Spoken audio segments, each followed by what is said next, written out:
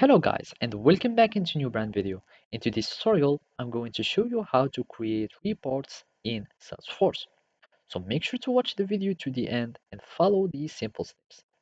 So first, just go to the reports tab in your Salesforce organization and you would find it here or any place. And if you don't have any tab for it, you can just go to the app launcher and search for reports. So from here, you will need just to click on reports. So this is or those are my reports that I have, and this is the list. So you can have them filtered by recent, by dates, or you can have them by folder. If you want to create a new folder, just go and click new folder and name it whatever you like. My folder, for example, and here it can be uh, have a unique name or an ID.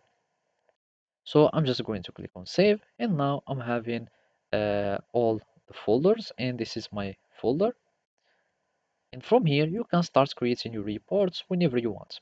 So simply just click on the new report and then you will need to choose the category. So do you want a a report of your accounts and contacts or reports of opportunities, the leads or whatever you like. If it was the leads, you will need just to click on leads and here you will find some subcategories or the type of this category.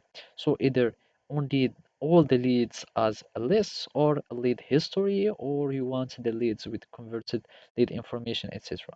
So I'm just going to click on leads and from here I'm just going to click on start reports. And of course you will see all the records or the fields of the reports. So from here you can start adding the columns that you would like. Let's go back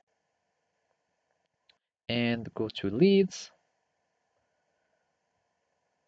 and click on this one and start reports. So you can start choosing specific columns if you would like. If I want to exclude the first name, I will need just to click on X and refresh, and this is the new view. After that, you will need just to click on run, and voila, you have your own report.